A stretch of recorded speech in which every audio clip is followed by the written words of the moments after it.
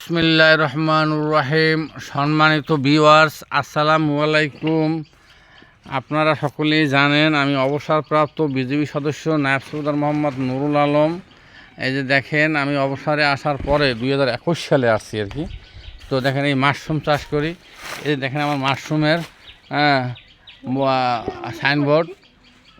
এই যে মাশরুমের প্যাকেট ঝুলন্ত অবস্থায় আছে।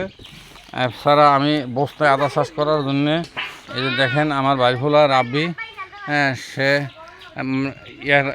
রাব্বি, তুমি তো এই আদার কাজ করতেছো, তোমার কাছে এই আদা চাষের বস্তায় আদা চাষের কাজ করে কেমন লাগছে, অনুভূতি কেমন লাগছে? কাকা খুব ভালো লাগতে আছে। এইরকম চাষাবাদ যদি সবাই করে, হ্যাঁ, অবশ্যই উন্নতর দিকে যাবে। মানুষ বইসা না থাইকা যদি এরকমের আপনার মতো সবাই কাজ কাম করে, তো মনে করি আমি যে না, এটা আসলে ভালো। আর বসে থাকলে মানুষ আলিস্য হয়ে যাবে, অলসতা ধরে হ্যাঁ, থাকে। ধন্যবাদ তোমাকে।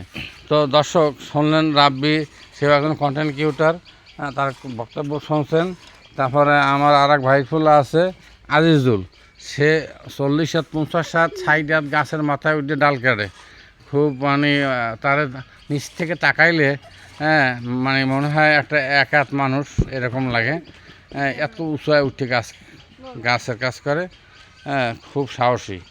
তো কাকা, এই যে আমি আদা চাষ করতে আছি, মাশরুম চাষ করতে আছি, তারপর মাছ চাষ করতে আছি, বা এই যে গরু চাষ করতে আছি, তোমার কাছে এই বয়সে, আমি 66 বছর বয়সে এইগুলো যে করতে আছি, তোমার কাছে কেমন লাগতেছে? যা প্রশ্ন করছেন এটা অত্যন্ত গুরুত্বপূর্ণ একটা প্রশ্ন। হুম, এই কাজটা যদি বিগত আমাদের এলাকার সবাই মূলত করতো, তাহলে আমাদের এলাকায় কোনো গরিব মানুষ থাকতো না, সবাই কাজে কর্মে লিপ্ত থাকতো।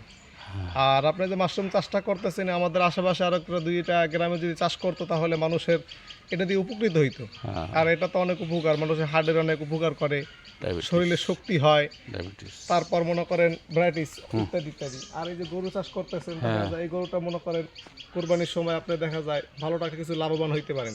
হ্যাঁ, তারপর এই যারা গরুর গোবর দিয়ে দেখা যায় আবার মনে করেন হ্যাঁ চাষ করা যায়, ধান জৈব খেতে সার, দেওয়া যায়, জৈব সার করা যায়, জৈব সার হয়। গ্যাস করা যায়। কিন্তু মানুষ এগুলা তো অনেকে করে না, সবাই অলস হয়ে গেছে। আচ্ছা, তো দর্শক শুনলেন।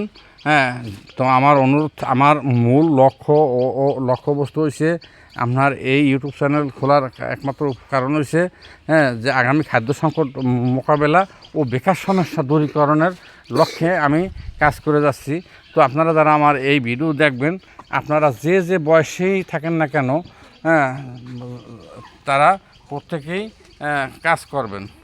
কাজ করলে শরীর স্বাস্থ্য ভালো থাকবে এবং আপনার নিজের সংসারে উন্নতি হবে এবং আপনার চাষ করা ফসল, তো শাকসবজি, ধান পাট মানুষ কিনে তারাও ব্যবসা করে খেয়ে উপকৃত হবে।